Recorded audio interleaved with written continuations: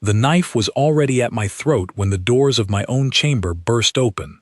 I am Vesa, ruling queen of the Threnian dominion, and in that moment I understood, with a cold and sudden clarity, that someone inside my own palace wanted me dead before the sun rose. The blade pressed against my skin. The hand that held it belonged to one of my most trusted guards, a woman named Sela, who had served my bloodline for 11 cycles. Her eyes were empty, glazed with something that was not her own will. Someone had reached inside her mind and turned her into a weapon aimed at me. I did not scream. Queens of my line are not permitted the luxury of screaming, even when death stands an inch away. I simply waited, my heart's pounding, my mind racing through every possible move that could save me, and finding none that would work fast enough. Then a shape crossed the room faster than my eyes could properly track. My husband, the human named Ethan Cole, appeared between me and the blade as though he had simply always been standing there. There was no announcement, no cry of alarm, no clumsy stumble the way a fragile creature might move when startled awake. There was only motion, smooth and certain, and then Sela's wrist was locked in his grip, the knife clattering to the floor, and her body folding gently to the ground as he lowered her down without so much as a bruise on her skin. I stood frozen, staring at him. 3 days earlier, I would have told anyone who asked that this man was harmless, a soft creature from a soft world, given to me as part of a peace treaty after Earth's small and unremarkable fleet had lost a border skirmish against my outer colonies. My advisors called humans a curiosity, a species barely worth the ink used to write the treaty that bound us. I had accepted him as a husband the way one accepts an inconvenient tax, a price paid for quiet borders and nothing more. I had never once considered that the price might be worth far more than I understood. "Are you hurt?" he asked me, his voice calm, almost gentle, as if disarming an assassin controlled by unknown enemies was an unremarkable Tuesday. I opened my mouth to answer and found no words waiting there. My hearts were still hammering. My guards, real guards, the ones not compromised, were only now rushing through the doorway, weapons raised, shouting orders at each other in confusion. They had heard nothing, they had seen nothing. By the time they arrived, the danger was already over, ended by a man they had mocked for turns without number. Someone controlled her mind, I finally managed to say, kneeling beside Sela's still form. Her breathing was steady. Whatever had been done to her, he had been careful enough to stop it without harming the body it was worn inside of. "Someone with access to neural threading technology," Ethan said, crouching across from me, studying her face with an expression far too knowledgeable for a man who was supposed to know nothing of such things. "That is not palace guard equipment. That came from off-world." I looked up at him sharply. How would you know what neural threading looks like? For a heartbeat, something flickered behind his calm brown eyes. A hesitation, a decision being made. Then it was gone, folded away behind the same quiet patience he always wore like a second skin. "I know many things, Vesa," he said softly. "You have simply never asked." The guards finally reached us, and the chamber dissolved into noise and orders, and the chaos of a palace realizing its queen had nearly died in her own bedroom. Physicians were summoned. Sela was carried away to be examined and, I hoped, healed of whatever had been forced into her mind. My advisor Mira arrived moments later, her feathered crest raised in alarm, demanding to know what had happened, who was responsible, how such a breach had occurred beneath a dozen layers of palace security. I answered her questions as best I could, my voice steadier than I felt, while my eyes kept drifting back to the man standing quietly near the window, watching the corridor with an alertness that had not been there when I first met him. 6 months ago, when Ethan Cole had been delivered to my throne room as part of the peace agreement, I had barely looked at him. He was tall for a human, I supposed, though nothing compared to the height of my own people. His shoulders were broad in the way that soft creatures sometimes were, built from labor rather than any real capability. His eyes were an unremarkable brown, his hair a common shade of dark, his manner quiet to the point of near invisibility. my court had laughed behind their hands when the marriage was announced. They called him my pet. They called him a decoration meant to remind the galaxy that even queens must sometimes swallow humiliation for the sake of peace. I had accepted the mockery because it was easier than admitting how little I cared about the man himself. He was a political fixture, nothing more. I fed him, housed him, allowed him to walk certain corridors of my palace, and otherwise thought of him the way one thinks of furniture that has been rearranged into an inconvenient corner. He never complained. He never demanded anything beyond what basic courtesy required. He watched everything with those quiet brown eyes and said very little, and I had mistaken his silence for emptiness, the way an empire built on strength always mistakes patience for weakness. Now, standing in a chamber that still smelled faintly of fear, I was no longer certain of anything I had assumed about him. "You will have physicians examine Sella's mind for the source of the intrusion," Mira was saying, her crest still trembling with agitation, "and I will triple the guard rotation around your quarters immediately, Your Majesty." "Do that," I said. Then, because I could not stop myself, I turned to Ethan, "and someone will explain to me exactly how a human, who has never once trained with my guards, managed to disarm a controlled assassin without a single injury to either of them." The room went quiet. Mira's crest flattened in surprise, her gaze swinging toward Ethan as though truly seeing him for the first time. My remaining guards shifted uncomfortably, unwilling to meet my eyes, embarrassed perhaps that a creature they had spent months mocking had done what none of them managed to do in time. Ethan held my gaze without flinching, without the nervous stammering I might have expected from a man suddenly the center of royal attention. "I was trained for situations exactly like this one," he said simply, "long before I ever came to your world." "Trained by whom?"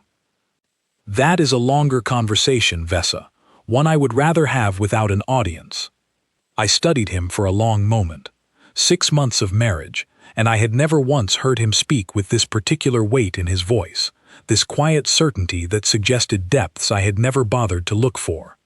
My instincts, honed across a lifetime of court politics and hidden knives, told me that whatever he was about to tell me would change everything I believed about the treaty, about my marriage, and perhaps about the entire species my empire had dismissed as harmless. "Clear the room," I ordered. Mira hesitated. "Your Majesty, after an assassination attempt, leaving you alone with—" "He just saved my life, Mira," I said, and the words tasted strange on my tongue, an admission I had not expected to make so soon. "I think I can trust him for a few more minutes." The advisor bowed stiffly and withdrew, herding the guards out ahead of her, casting one last uncertain glance at the human, standing so calmly amid the wreckage of what had nearly been a murder. The heavy doors closed with a soft mechanical hiss, sealing us inside the chamber together. For a moment, neither of us spoke. I studied him properly for the first time in months, noticing details I had somehow overlooked. The way he stood was different now that no one else was watching, weight balanced evenly, body angled slightly toward the door out of habit rather than nerves. His hands, which I had always assumed were simply soft human hands, carried faint marks along the knuckles, the kind of marks that came from years of impact rather than gentle living. "Who are you?" I asked quietly. "Truly, not the man my treaty described." Ethan exhaled slowly, and for the first time since I had known him, he looked almost tired, as though he had been carrying something heavy for a very long while and was finally permitted to set it down. "My name is still Ethan Cole," he said. "That part was never a lie. But the version of me your treaty described, the soft farmer's son given away to secure peace, that part was written for a reason. Earth does not send unremarkable men into the homes of alien queens, Vesa, not when there is a chance that Queen's Court might decide the peace is inconvenient and the husband expendable." My heart's tightened. "You are saying Earth expected betrayal. Earth has learned, across many wars with many species, that treaties are only as strong as the willingness of the losing side to honor them," he said. "Your empire defeated our fleet in that border conflict. But defeat does not mean helplessness. It means we adapted. Adapted how? He looked at me then, and something shifted behind his eyes, a door opening that had been closed for 6 long months. I was never sent here as a hostage, Vesa, he said. I was sent here as insurance. The word hung in the air between us, heavier than any blade, and I understood, with a chill that had nothing to do with the near miss only minutes earlier, that the quiet man I had married was not remotely who I believed him to be. Insurance against what? I asked, though some part of me already feared the answer. Against exactly what happened tonight, Ethan said. Someone in your court just tried to kill you and blame it on human incompetence. If they had succeeded, it would have shattered the treaty, destabilized your throne, and given whoever orchestrated it exactly the chaos they wanted. Earth anticipated that a faction within your empire might attempt something like this, so they sent someone capable of stopping it. I stared at him, my mind racing to reassemble everything I thought I knew about this man, about the treaty, about the quiet husband I had barely bothered to understand. Then show me, I said, my voice steadier than I expected. Show me exactly what you are, Ethan Cole, because I am done being surprised in my own palace. He held my gaze for a long moment, and slowly, deliberately, he nodded. All right, Vesa, he said quietly. It is time you knew the truth. Outside the chamber, the corridors of my palace buzzed with confusion and fear. Guards whispering about the queen nearly murdered in her own quarters. Advisors already maneuvering to determine who might be blamed for the breach. None of them yet understood that the true story unfolding behind those sealed doors was far larger than a single failed assassination. They did not yet know that the soft, quiet human they had mocked for 6 months was about to reveal a truth that would reshape everything my empire believed about the fragile species called humanity. And neither, if I was honest with myself, did I. The physicians confirmed what Ethan had already guessed within the hour. Sella's mind had been threaded with a foreign device, something small and precise, inserted through a channel that should not have existed inside my palace at all.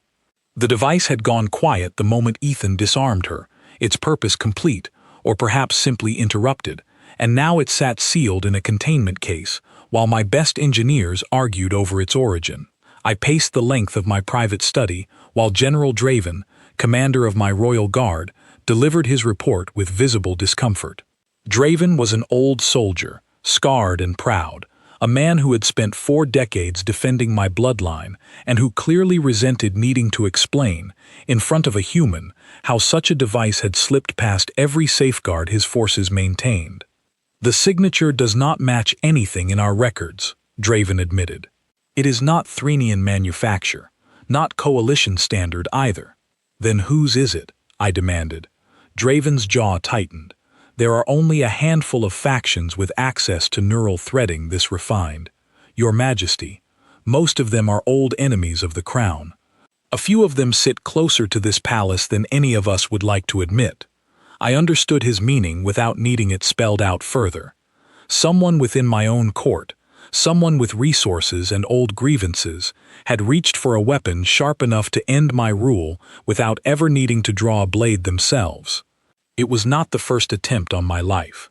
It would likely not be the last, but it was the first time an attempt had come so close to succeeding, and the first time a solution had appeared from a source no one, myself included, had thought to expect.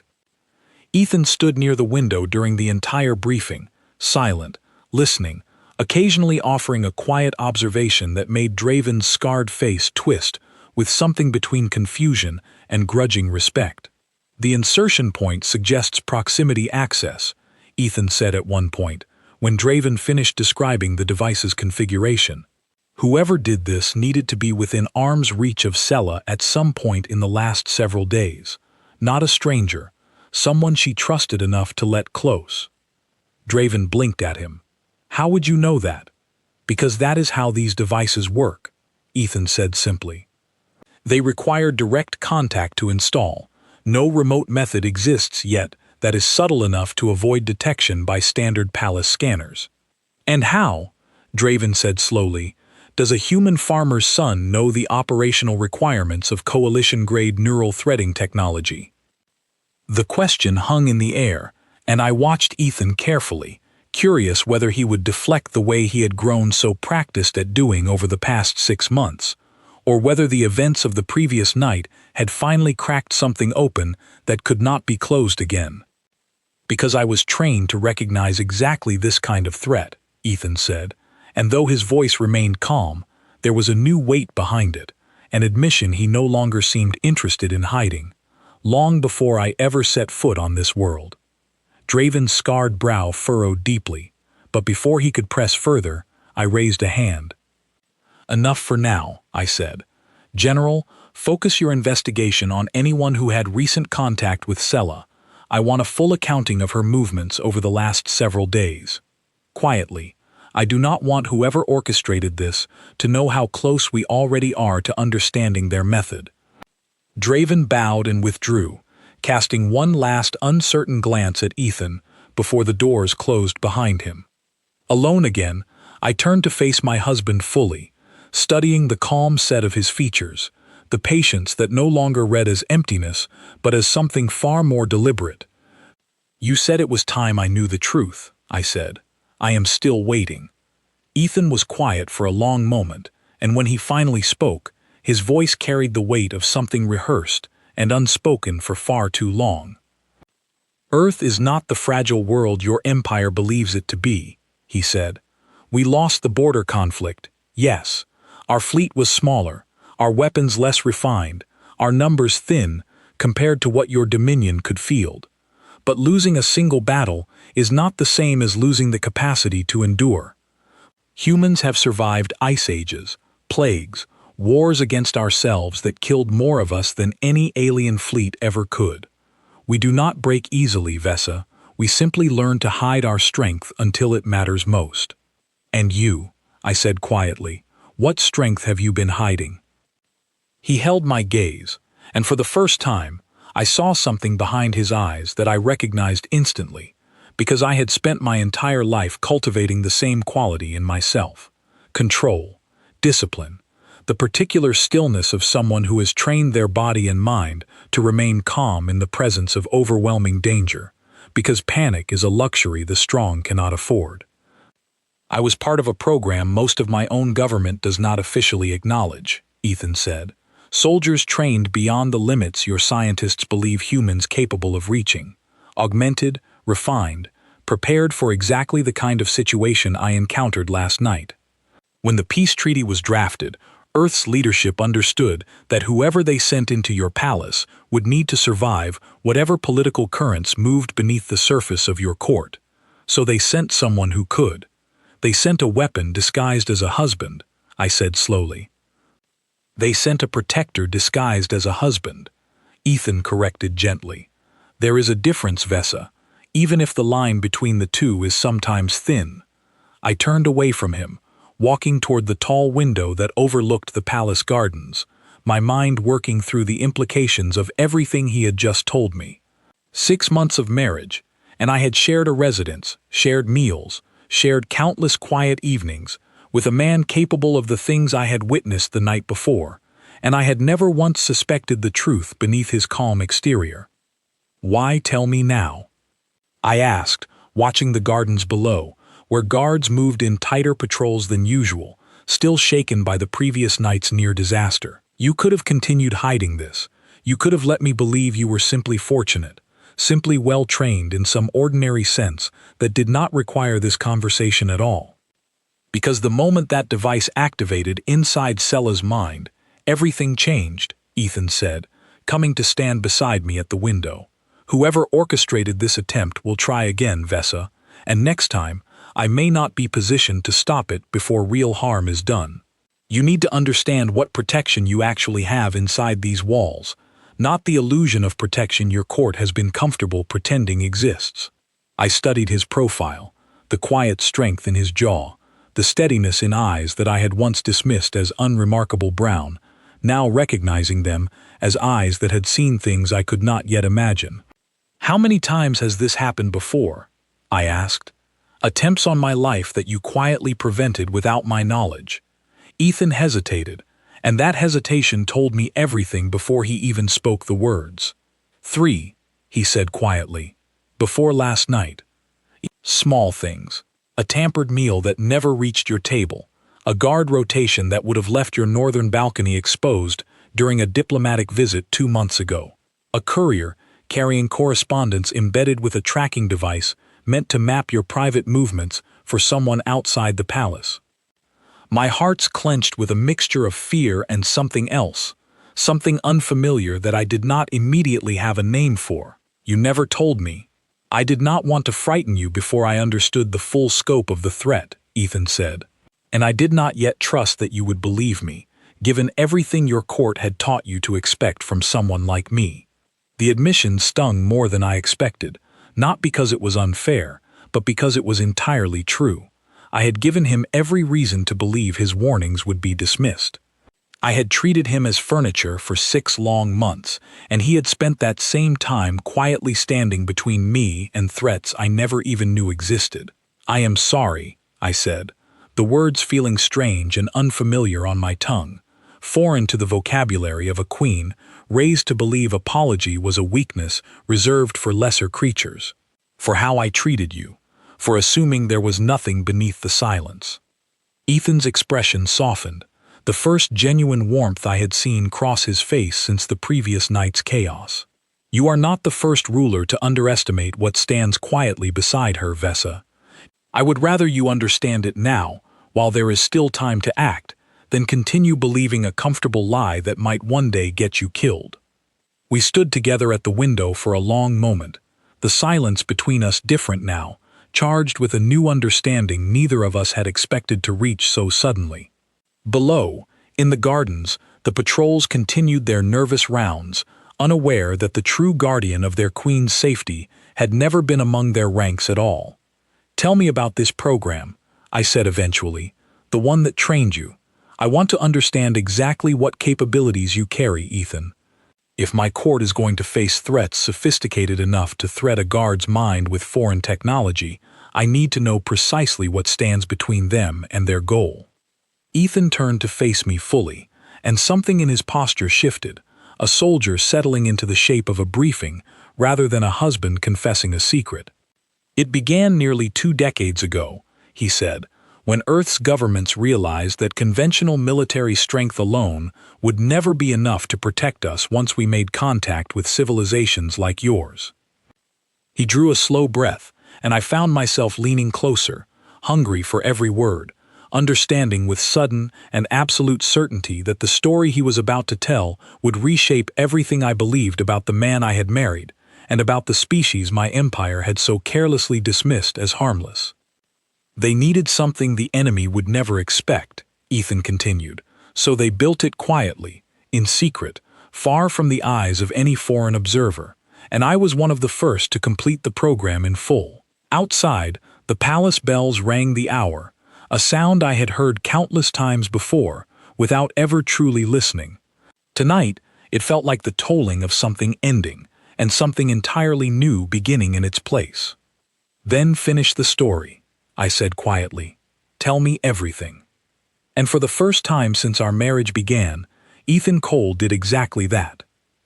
3 days later, the mastermind behind the attack on my life revealed himself, and he did it in the worst possible place, in front of the entire assembled court during the Festival of the Long Season, a ceremony I could not cancel without signaling weakness to every rival faction watching for exactly that sign. The festival hall glittered with light drawn from 1,000 crystal fixtures, nobles from every corner of the Dominion, gathered in their finest colors, ambassadors from neighboring systems observing with the careful attention diplomats always bring to gatherings where power is displayed rather than spoken aloud. I sat upon the ceremonial dais beside Ethan, both of us dressed in the formal robes tradition demanded, and I could feel the weight of 100 watching eyes assessing whether the queen, who had nearly died 3 nights earlier, looked weak, frightened, or as unshakable as a ruler of my bloodline was expected to appear.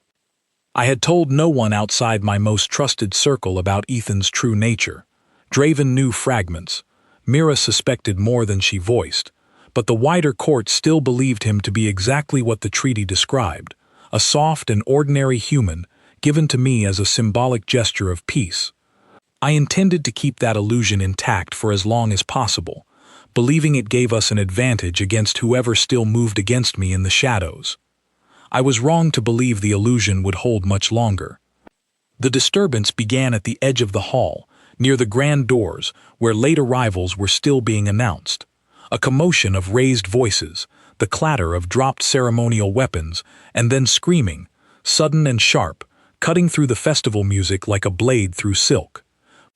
I rose from my seat instantly, every instinct honed by a lifetime of court politics, screaming that this was no accident. Draven's guards were already moving, but too slowly, hampered by the crowd of nobles who scattered in confused panic rather than clearing a path.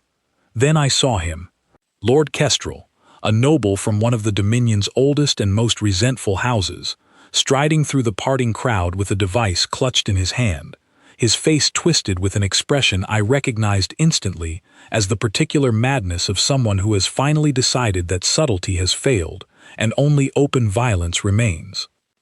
"Your Majesty has grown complacent," Kestrel called out, his voice carrying easily across the sudden silence of the hall, trusting a soft alien creature to keep her safe, while true Threnian blood is denied the throne it deserves. I understood in that instant that Kestrel had orchestrated everything, the neural threading device planted in Sella's mind. Perhaps the earlier attempts Ethan had quietly prevented before I ever knew of their existence.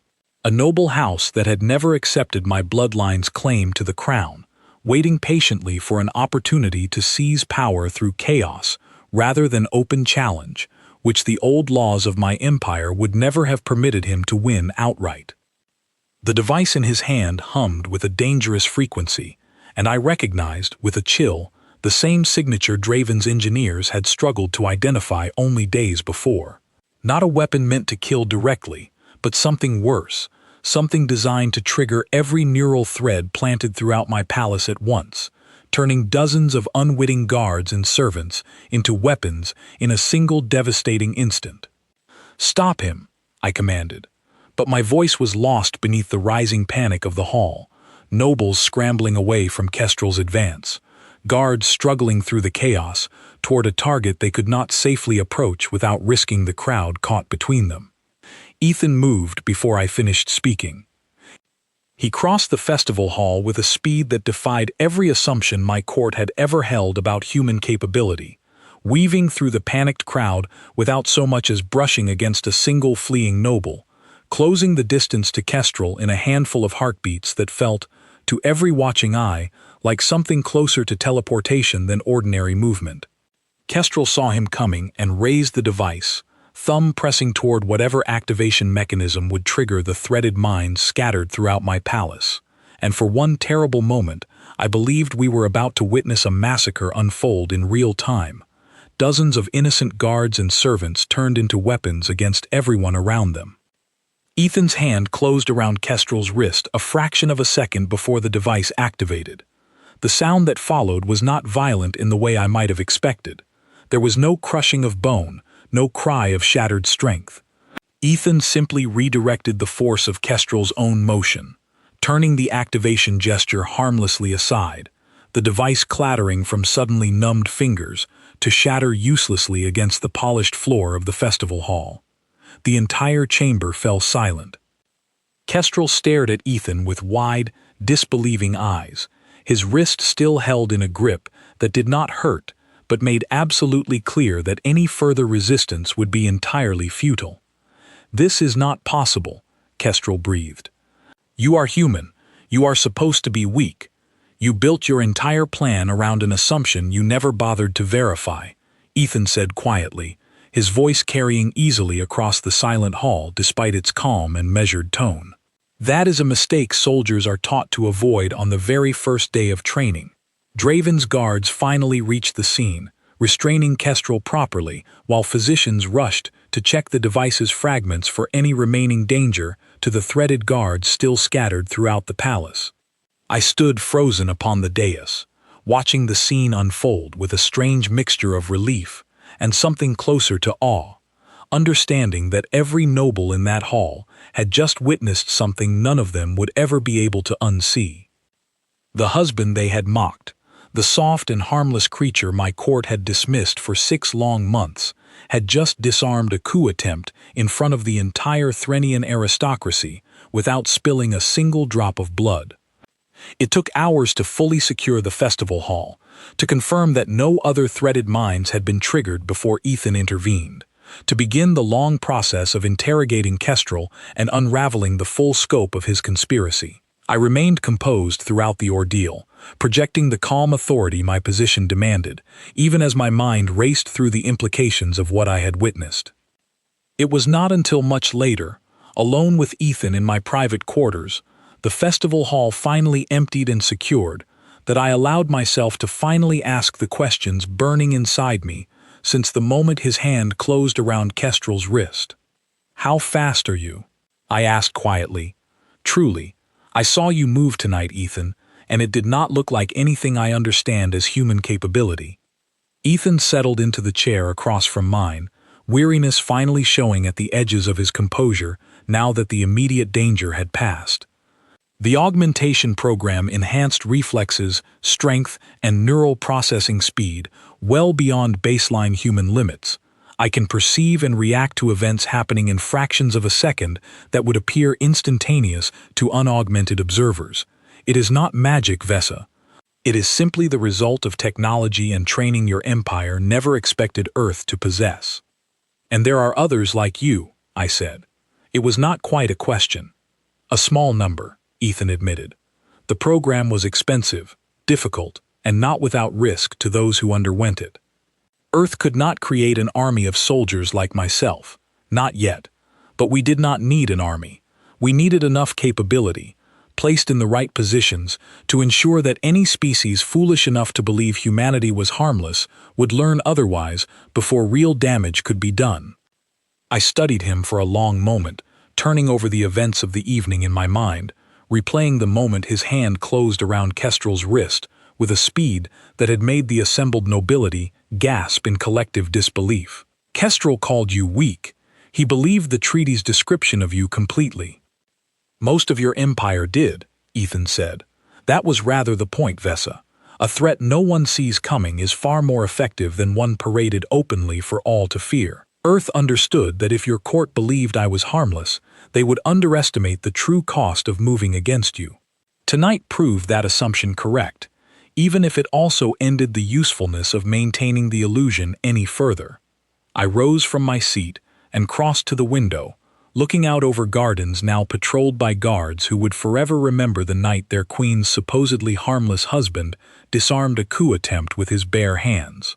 Somewhere below, in the palace's secure holding chambers, Lord Kestrel sat contemplating the collapse of ambitions he had nurtured for years, defeated not by my guards, not by my own strength, but by the quiet man I had spent 6 months treating as an afterthought. "What happens now?" I asked.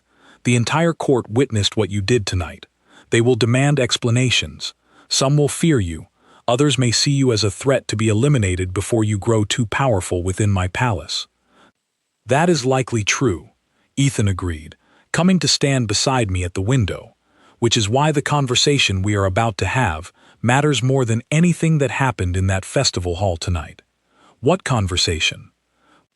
Ethan turned to face me fully, and I saw, in the quiet steadiness of his eyes, something that had not been present 6 months earlier when our marriage first began, a genuine warmth that had grown slowly and quietly beneath the surface of political obligation neither of us had originally wanted. "The conversation about what this marriage actually is, now that the illusion protecting it has ended," he said. "Whether it remains a political arrangement neither of us chose, or whether it becomes something neither Earth nor your Dominion anticipated when they drafted the treaty that brought us together." I felt something shift inside my chest, an unfamiliar warmth spreading through hearts that had spent a lifetime guarded against exactly this kind of vulnerability.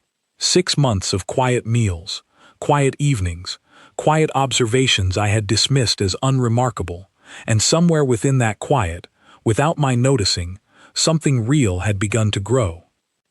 "Kestrel is only the beginning," I said slowly, forcing my mind back to the practical dangers still surrounding us, even as my hearts wrestled with feelings I was not yet ready to name aloud. His house has allies, other factions who resented my rule long before tonight. They will not simply accept his defeat and abandon their ambitions.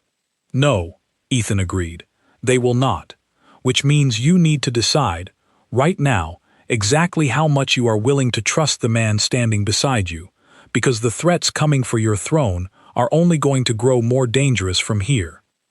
I turned back to the window, watching the moon's rise over gardens still marked with the tension of the evening's events, and understood that the choice before me was no longer simply about survival. It was about who I was willing to become, now that I finally understood the true strength of the man I had married. Then tell me everything, Ethan, I said quietly. All of it.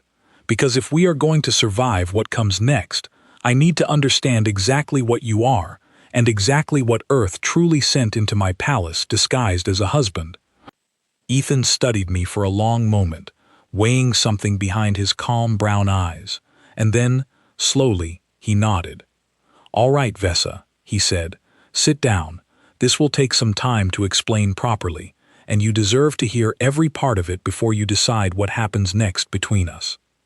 I returned to my seat, my heart steady despite the uncertainty ahead, and prepared to listen to a truth that would finally answer every question I had carried since the moment his hand closed around an assassin's blade 3 nights earlier. After the border conflict ended, Ethan began. Earth's leadership studied every recording of the engagement in painful detail. We lost that battle badly, Vesa. Your fleet outnumbered ours, outgunned us, and demonstrated technology our engineers had never even theorized. Any government that refused to acknowledge that truth would have been foolish, and Earth has survived this long by refusing to indulge foolishness for very long. So you built something to compensate, I said. We built several things, Ethan admitted. New defensive technology, new diplomatic strategies. But the program I belonged to was different from all of that. It was never meant to fight your fleets directly. It was meant to protect individual points of vulnerability, places where a small, capable presence could prevent catastrophe long before it required an actual war to resolve. Like a husband placed inside a queen's palace, I said quietly. Exactly like that, Ethan confirmed. Earth's analysts predicted that any peace treaty following a military defeat would create exactly the kind of internal instability we witnessed tonight. Factions within your court who saw the treaty as weakness, nobles who would use any excuse, including the presence of a human husband, to destabilize your rule and seize power for themselves. They were right to predict it, Vesa. Kestrel proved that beyond any doubt. I leaned forward, my heart's pounding with a mixture of fascination and lingering unease. And the interrogation of Kestrel. What did Draven's questioning reveal? Ethan's expression grew grave, the warmth that had briefly softened his features replaced by something far more serious. That is the part you need to hear most carefully. Kestrel was not acting entirely alone. His house lacked the resources to acquire neural threading technology this advanced on its own. Draven's investigators traced the device's components to a supplier operating far beyond Dominion borders. My hearts went cold. Which supplier? A faction within the Voraxian Compact, Ethan said quietly. A rival power that has watched your Dominion's borders for generations, waiting for exactly the kind of instability that would justify an invasion under the guise of restoring order. Kestrel was not planning a coup for his own house's benefit alone, Vesa. He was being funded, quietly and carefully, by an external power that intended to use his ambition as the opening move in a much larger campaign. I rose from my seat, pacing the length of my study as the full weight of the revelation settled over me. An external threat, patient and calculating, using internal Dominion politics as a weapon against my throne. Exactly the kind of layered conspiracy my empire's long history of court intrigue had taught me to fear most. How long have they been planning this? I asked. Long enough that they likely already have forces positioned near your outer colonies, waiting for the signal that your throne has fallen into chaos, Ethan said. The Voraxian Compact does not need to defeat your fleet in open battle if they can simply wait for your empire to collapse from within, and then walk in to restore order on their own terms. I stopped pacing, staring at him with a growing understanding of exactly how dangerous the situation had truly become. Then Kestrel's failure tonight may only delay their plan, not stop it. Almost certainly, Ethan agreed, which is why what happens in the coming days matters more than anything that has happened so far. The Voraxian Compact needs to believe that your dominion remains strong, unified, and dangerous enough that invading is not worth the cost. If they see weakness, hesitation, or continued internal chaos, they will act. If they see strength, they will wait, calculate, and search for another opening instead. I studied him carefully, understanding now with absolute clarity why Earth had sent a man of his particular capabilities into my palace, and why the quiet patience I had once mistaken for emptiness had actually been a soldier's discipline, waiting for the exact moment his true purpose would become necessary. "Show me," I said. "Not another demonstration against a single noble's ambition, Ethan. Show me the full scope of what you are capable of, because if the Voraxian Compact is truly watching for weakness, I need to understand exactly what strength I actually have standing beside me." Ethan was quiet for a long moment, and then he nodded slowly. "There is a way to do that, though it will require trusting me with something no one outside Earth's highest command has ever witnessed. Tell me." Draven's investigators traced Kestrel's supplier to a hidden relay station within your outer colonies, Ethan said. "A listening post the Voraxian Compact has likely been using to monitor your Dominion's internal communications, gathering intelligence for the invasion they are planning. If we move quickly, before they realize their agent inside your court has failed, we can reach that station and either destroy it or capture proof of the Compact's involvement that would justify your Dominion mobilizing its full defensive forces before any invasion begins." "You want to lead an assault on a hidden enemy installation," I said slowly. "Yourself. I want to show the Voraxian Compact, in terms they cannot ignore, that this Dominion's alliance with Earth is not a weakness to be exploited," Ethan said. "And I want to do it in a way that leaves no doubt in your court's mind about exactly what protection stands behind your throne." I considered his proposal carefully, weighing the risks against the alternative of simply waiting for an invasion I now knew was coming, regardless of what we did. Draven would object, certainly. My advisors would demand caution, careful diplomacy, endless deliberation that the Voraxian Compact would use as exactly the delay they needed to finish positioning their forces. "If I approve this," I said, "you understand that failure means far more than your own death, Ethan. It means confirming to an entire hostile power that this Dominion's alliance with Earth was exactly the weakness they hoped it would be." "I understand precisely what failure means," Ethan said quietly, "which is why I do not intend to fail." 3 days later, under cover of a diplomatic transport authorized through channels that would raise no suspicion among any observers, Ethan and a small team of Draven's most trusted guards departed for the outer colonies, carrying orders that officially described nothing more than a routine inspection of border security following the disturbance at the festival hall.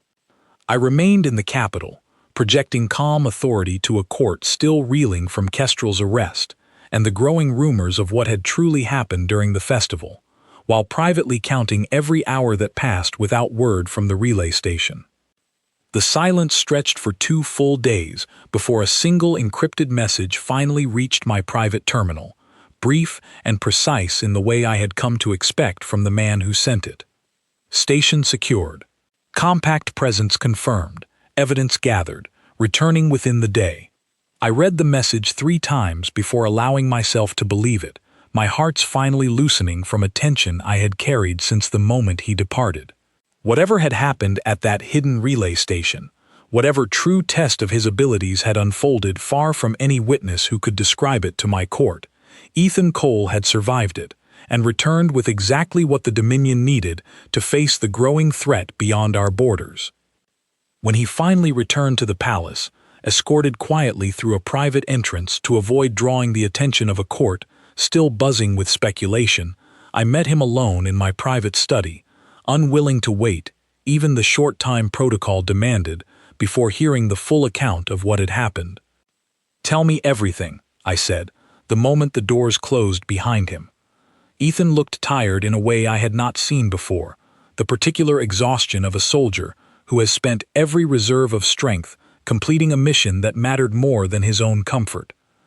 But beneath the exhaustion there was something else, a quiet satisfaction that told me, before he even spoke a word, that whatever had happened at that relay station had gone exactly as he intended.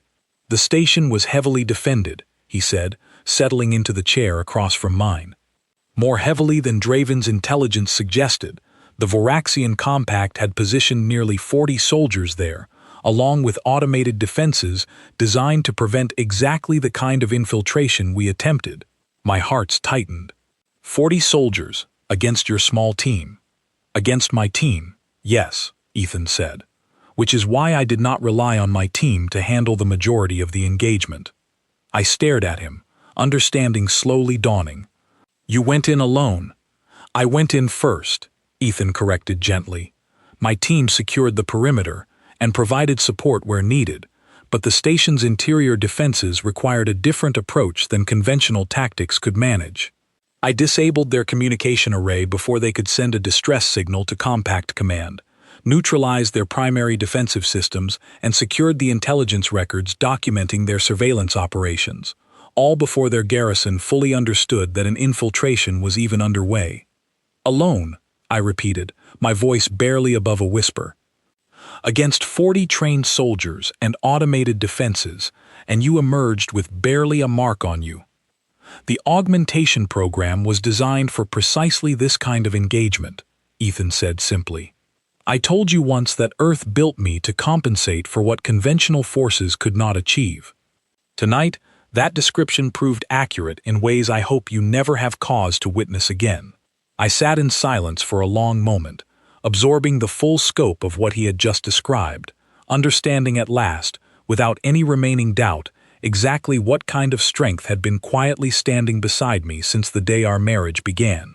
Not merely capable of disarming a single assassin or a single desperate noble, but capable of single-handedly dismantling an entire hostile garrison, gathering intelligence that would expose an empire's invasion plans before a single Dominion soldier ever needed to draw a blade.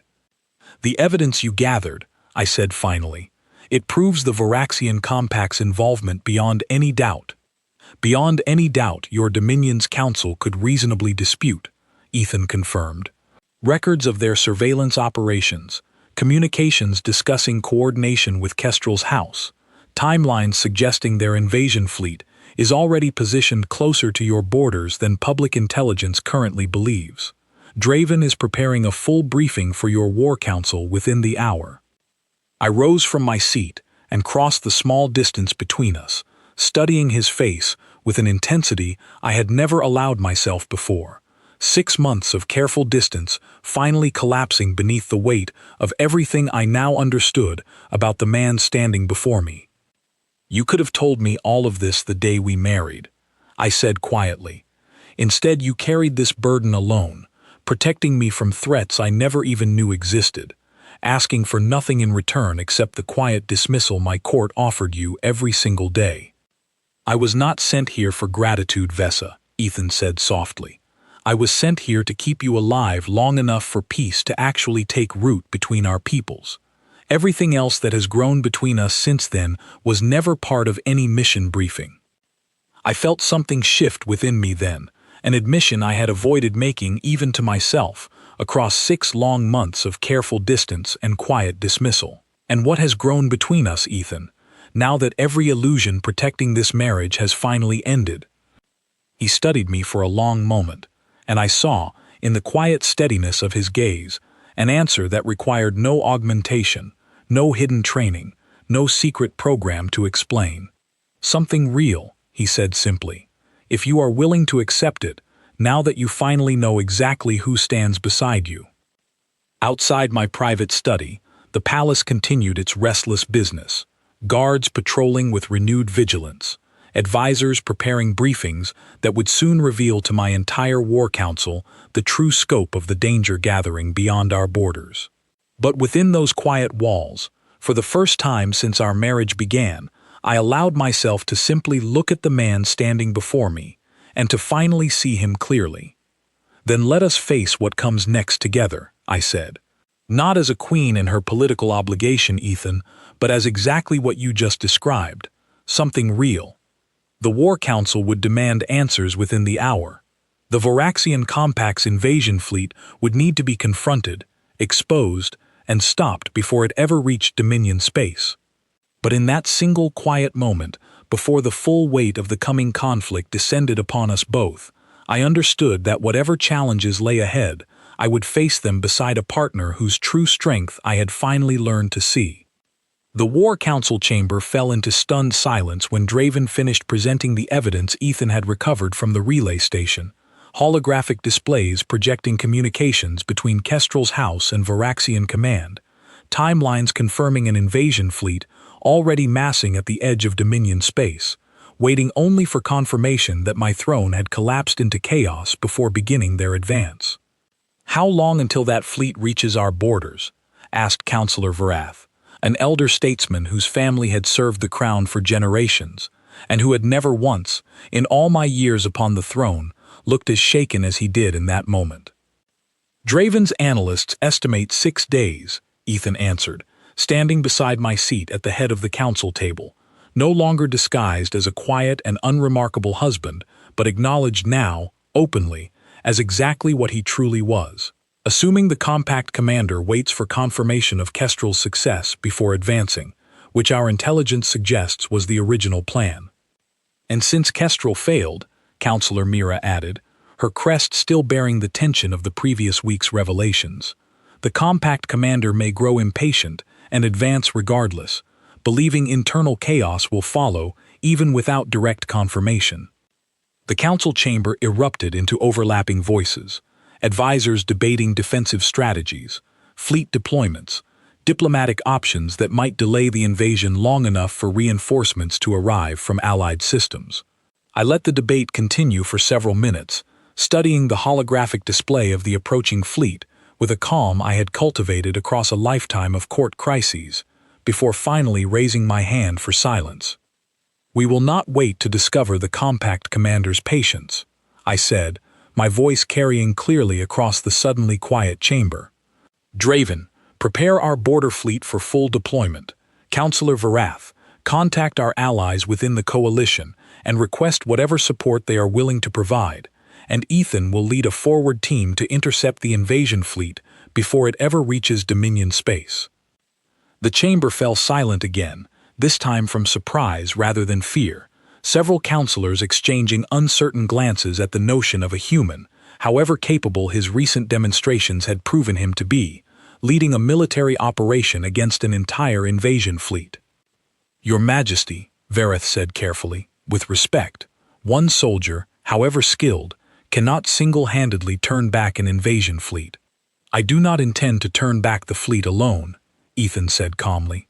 "I intend to ensure the Compact commander understands, beyond any doubt, that this Dominion's alliance with Earth carries consequences he has not yet properly calculated. Sometimes a war is won not through the size of the force deployed, but through the certainty with which the enemy understands what awaits them if they proceed." Draven, who had witnessed firsthand what Ethan was capable of during their infiltration of the relay station, nodded slowly. "I have seen what this man can accomplish when the situation demands it, councillors. I would rather have him standing at the front of our defense than watch our fleet face that invasion without every advantage available to us."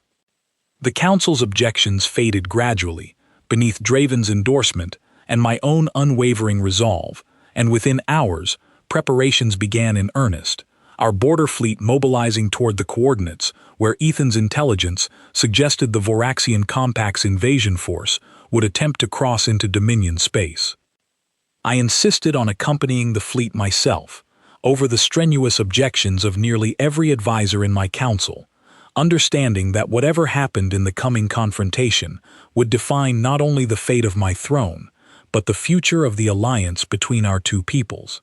Ethan did not argue against my decision, though I saw in his eyes a concern that had nothing to do with doubting my judgment and everything to do with the particular fear of someone who has finally allowed themselves to care deeply about another person's safety. "You do not need to be there," he said quietly, as we stood together aboard my flagship, watching the stars streak past during our approach toward the border coordinates. "Neither do you," I countered, "and yet here we both are." He allowed himself a small, tired smile at that, the closest thing to humor either of us had managed since the chaos began nearly 2 weeks earlier. "Fair enough, Vesa. Then let us make certain we both have good reason to return home afterward." The Varaxian Compact's invasion fleet appeared on our sensors exactly where Ethan's intelligence had predicted, a formation of nearly 60 warships, arranged in an advance pattern clearly intended to overwhelm any border defense my Dominion could muster on short notice. My own fleet, hastily assembled, numbered barely half that count, supplemented only by a small contingent of Allied coalition vessels that had arrived just hours before the confrontation began. The Compact commander, a hardened officer named Vorath Kess, whose reputation for ruthless efficiency preceded him across 3 systems, opened a communication channel the moment both fleets came within range, his image projected onto our bridge with the particular arrogance of someone who believed victory already assured.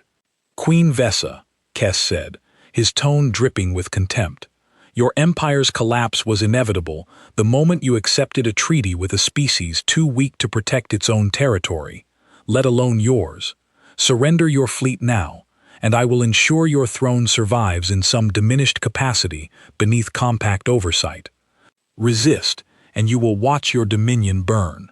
I felt Ethan's presence beside me, steady and unshaken despite the overwhelming numbers arrayed against us, and drew strength from exactly the quiet certainty that had once been so easy to mistake for emptiness. "Commander Kess," I said, my voice carrying the full weight of my bloodline's authority, "you have built your entire invasion around an assumption about humanity that has already cost your ally, Lord Kestrel, everything he hoped to gain. I would advise against repeating his mistake with your entire fleet." Kess's expression flickered with something between confusion and irritation, clearly unaware of how thoroughly his agent's plot had already unraveled. "Kestrel's failure changes nothing. My fleet outnumbers yours by a significant margin, Your Majesty, and no single soldier, however capable, can alter that mathematics." "Perhaps not," Ethan said, stepping forward to address the commander directly, "but I would rather demonstrate the flaw in your assumption than continue debating it, Commander Kess. Your relay station in the outer colonies, the one gathering intelligence on Dominion communications, has already been compromised. Every piece of evidence documenting your Compact's involvement in this invasion is currently being transmitted to the Coalition's Central Council as we speak." Kess's composed expression finally cracked, genuine alarm flashing across his features for the first time since the channel opened. That station was secured beyond any single team's capability to breach. "It was secured against conventional infiltration methods," Ethan corrected calmly, "not against everything Earth prepared for exactly this kind of confrontation. Your invasion no longer carries the element of surprise you were counting on, Commander. The Coalition will know within the hour that your Compact orchestrated an internal coup attempt against a sovereign Dominion, an act that violates every treaty governing interstellar conduct between our civilizations." The silence that followed stretched long enough that I could see Kess's officers exchanging uncertain glances behind him, the confidence that had defined his fleet's advance beginning to waver beneath the weight of consequences he had clearly not anticipated facing so directly. "You are bluffing," Kess said finally, though the conviction in his voice had noticeably thinned. "Test that theory if you wish," Ethan said, "but understand that if your fleet advances one system closer to Dominion space, the Coalition will have every justification needed to treat your action as open warfare against a treaty member, rather than the quiet internal collapse you originally hoped to exploit." Your compact's leadership sent you here believing this Dominion's alliance with Earth was a weakness to be tested cheaply. I would encourage you to reconsider that calculation before committing your entire fleet to proving it wrong. The communication channel remained open for a long, tense moment, Kess's expression shifting through calculation, doubt, and finally something that resembled grudging recognition of a gamble no longer worth the risk it now carried. "This is not finished," Kess said at last, though the retreat in his voice was unmistakable even through the translation. "The Compact will find another opportunity, another weakness to exploit. Your alliance cannot protect every vulnerability forever." "Perhaps not," I said, drawing myself up to my full height, meeting his projected image with the unwavering authority my bloodline had cultivated across generations. "But it will protect this one, Commander Kess, and should your compact ever again mistake this Dominion's alliance with Earth for weakness, I promise you will find the cost far steeper than you are currently prepared to pay." The channel closed abruptly, and moments later, our sensors confirmed what none of us dared hope until the confirmation arrived. The Varaxian Compact's invasion fleet was withdrawing, retreating back across the border toward their own territory, the confrontation ending without a single weapon ever needing to fire. The bridge erupted into quiet, disbelieving relief, officers and advisors exchanging exhausted glances as the tension that had gripped every soul aboard my flagship finally began to loosen. I turned to Ethan, studying the calm satisfaction on his face, understanding fully now the true weight of what Earth had sent into my palace disguised as a simple political husband.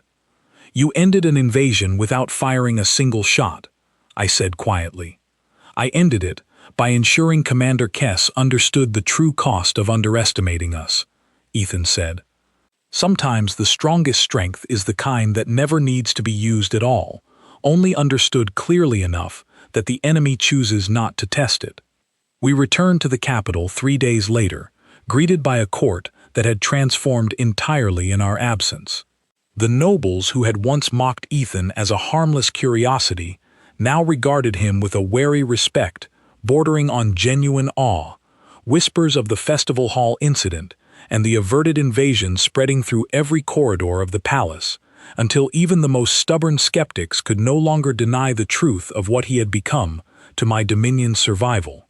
Lord Kestrel's trial concluded swiftly, his house stripped of its ancestral holdings and his own fate sealed by laws that had governed treason within my bloodline for centuries beyond count. The Varaxian Compact, embarrassed by the public exposure of their scheme and unwilling to risk further conflict with a Dominion whose human alliance had proven far more formidable than their intelligence suggested, withdrew their forces from our border regions entirely, sending careful diplomatic overtures suggesting a desire for renewed peaceful relations that neither Draven nor I trusted for a moment, though we accepted the temporary reprieve gratefully. In the quiet weeks that followed, as the palace slowly settled back into a rhythm no longer shadowed by immediate crisis, I found myself spending my evenings with Ethan not out of political obligation, but out of a genuine desire for his company that I had never permitted myself to fully acknowledge before the events of the past month forced every illusion between us to finally collapse. We sat together one evening in the palace gardens, the same gardens where guards had once patrolled nervously in the aftermath of the assassination attempt that began this entire journey, the air calm now, carrying only the quiet sounds of a Dominion finally settling into genuine peace, rather than the fragile treaty that had brought us together 6 months earlier. "My court still does not know everything about you," I said, watching the twin moons rise slowly over the garden walls. "The full scope of the program that created someone like you, whether there are others across the galaxy, quietly standing beside rulers who have no idea what truly protects them. Some truths are better revealed slowly, Vesa," Ethan said, settling beside me on the garden bench. "Your court has learned enough to understand that Earth's alliance carries real strength behind it. That is sufficient for now. The rest can wait until trust has grown deep enough to bear the full weight of it." I studied his profile in the soft moonlight, remembering the quiet, unremarkable man I had dismissed as furniture, only weeks earlier, and marveling at how thoroughly my understanding of him had transformed since that terrifying night when a blade first touched my throat. "I misjudged you completely," I said. "For 6 months, I believed strength only existed in the form my empire had always recognized, loud, visible, impossible to overlook.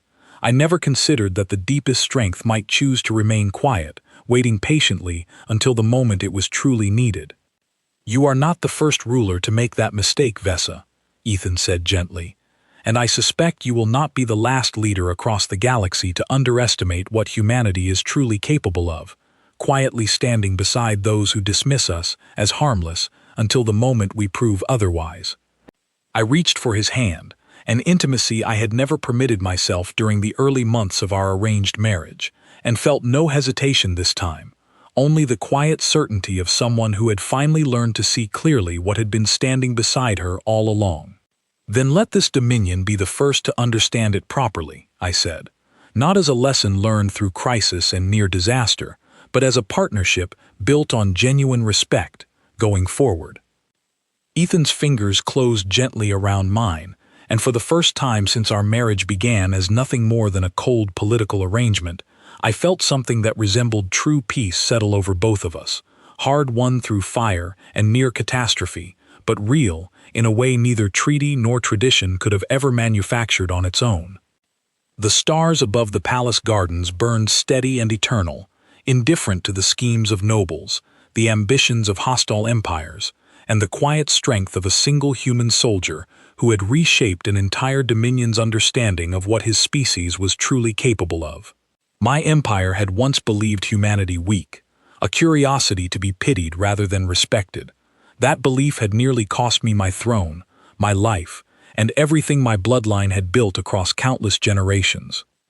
But sitting there in the quiet garden beside the man whose true strength I had finally learned to see, I understood with absolute certainty that no empire foolish enough to underestimate humanity again would ever find that mistake easy to survive.